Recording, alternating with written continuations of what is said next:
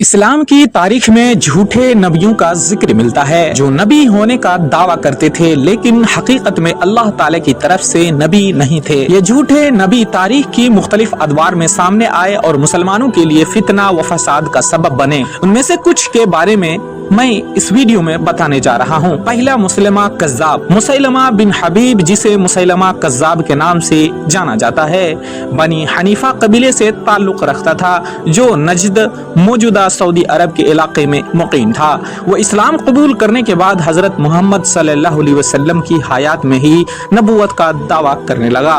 مسیلمہ کذاب نے حضرت محمد صلی اللہ علیہ وسلم کے دور میں نبوت کا دعویٰ کیا اور اپنے قبیلے کو اپنے جھوٹے دعوے کی پیروی کی دعوت دی۔ اس نے لوگوں کو یقین دلانے کے لیے جھوٹی وحی اور قرآن کے مشابہ آیات کا اعلان کرنا شروع کر دیا۔ مسیلمہ نے دعویٰ کیا کہ اس پر بھی وحی نازل ہوتی ہے اور اس نے حضرت محمد صلی اللہ علیہ وسلم کے ساتھ نبوت میں شراکت کی درخواست بھی کی ہے، جسے حضور صلی اللہ علیہ وسلم نے سختی سے مسترد کر دیا۔ حضرت محمد صلی اللہ علیہ وسلم کی وفات کے بعد مسیلمہ نے اپنے پیروکاروں کے ساتھ اسلامی ریاست کے خلاف علم بغاوت بلند کیا۔ خلیفہ اول حضرت ابو بکر رضی اللہ عنہ نے اس فتنے کو ختم کرنے کے لیے حضرت خالد بن ولید رضی اللہ عنہ کی قیادت میں ایک لشکر روانہ کیا۔ 632 عیسوی میں ہونے والی جنگ یمامہ میں مسیلمہ اور ان کے پیروکاروں کو شکست دی گئی اور مسیلمہ قتل ہوا۔ اس جنگ میں اسلامی تاریخ کے اہم حفاظ شہید ہوئے، جس کے بعد قرآن مجید کو جمع کرنے کا عمل شروع ہوا۔ اسی طرح دوسرے نمبر میں اسود عنسا آتے ہیں۔ اسود عنسا یا عنسی کا پس منظر۔ اسود عنسا کا اصل نام ابہلا بن کعب تھا اور وہ یمن کے علاقے میں آباد تھا۔ اس نے نبوت کا دعویٰ حضرت محمد صلی اللہ علیہ وسلم کی زندگی میں ہی کیا۔ اسود عنسا نے اپنے نبوت کے دعوے کے ذریعے یمن کے کچھ قبائل کو اپنے پیچھے لگا لیا اور اپنی طاقت کو بڑھانے کے لیے مختلف حربے استعمال کیے۔ اس نے یمن کے بعض علاقوں پر قبضہ بھی کیا اور وہاں اپنی حکومت قائم کر لی۔ اسود عنسا کا خاتمہ کیسے ہوا؟ حضرت محمد صلی اللہ علیہ وسلم نے اسود عنسا کے فتنے کے خاتمے کے لیے یمن کے مسلمانوں کو منظم کیا۔ اسود عنسا کی جوزہ نے مسلمانوں کے ساتھ سازش کر کے اس کے قتل میں حصہ لیا۔ اسود عنسا کا خاتمہ حضرت محمد صلی اللہ علیہ وسلم کی وفات سے چند دن قبل ہی ہو گیا تھا۔ اسی طرح تیسرے نمبر میں طلحہ بن خویلد کا نام آتا ہے۔ طلحہ بن خویلد بنی اسد قبیلے کا سردار تھا اور عرب کے علاقے نجد سے تعلق رکھتا تھا۔ حضرت محمد صلی اللہ علیہ وسلم کی زندگی میں اس نے نبوت کا دعویٰ کیا۔ طلحہ نے اپنے قبیلے کو اپنے جھوٹے دعوے کی پیروی کی دعوت دی اور اس سے بہت سارے پیروکار بھی مل گئے۔ اس نے اسلام کے مخالف قبیلوں کو بھی اپنے ساتھ ملانے کی کوشش کی۔ حضرت ابوبکر صدیق رضی اللہ تعالیٰ عنہ کے دور میں اسلامی فوج نے طلحہ کے خلاف کارروائی کی۔ طلحہ نے شکست کھانے کے بعد اسلام قبول کر لیا اور بعد میں اسلامی فوج کا حصہ بن گیا۔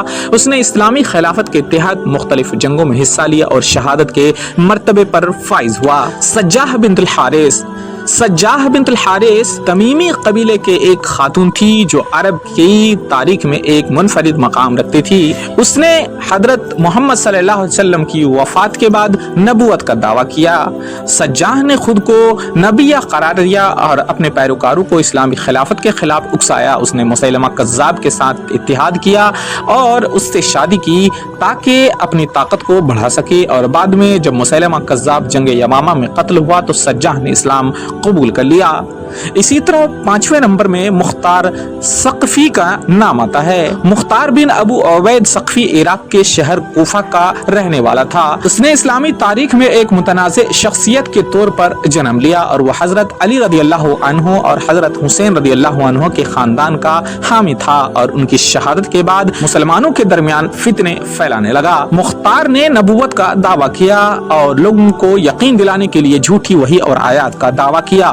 اس نے خود کو امام مہدی اور نبی قرار دیا۔ مختار نے کچھ وقت کے لیے کوفہ اور اس کے گرد و نواح کے علاقوں پر قبضہ بھی کیا۔ مختار کی بغاوت کو حضرت مصعب بن زبیر رضی اللہ عنہ نے 687 عیسوی میں ختم کر دیا۔ مختار کو قتل کیا گیا اور اس کے فتنے کو ختم کیا گیا۔ اسی طرح چھٹے نمبر پر غلام احمد قادیانی کا نام آتا ہے۔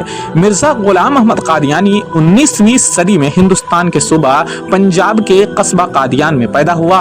उसने इब्तिदाई जिंदगी में इस्लाम के हामी होने का दावा किया और मुख्तलिफ इल्मी मबाहिसों में हिस्सा लिया। मिर्जा गुलाम अहमद ने इब्तिदा में मुजद्दिद और मुसल्लिह होने का दावा किया, लेकिन बाद में खुद को मसीह मऊद और नबी करार दे दिया। उसके दावे ने बर्रे सगीर में मुसलमानों के दरमियान फितना और फसाद पैदा कर दिया।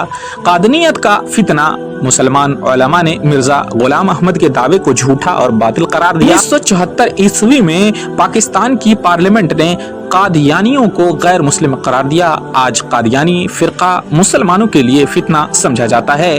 तारीख में झूठे नबियों ने हमेशा मुसलमानों के लिए फितने और आजमाइशों का बाइस बने हैं। उनके दावे हमेशा बातिल साबित हुए और इस्लामी खिलाफत और मुसलमानों के इत्तिहाद के खिलाफ थे।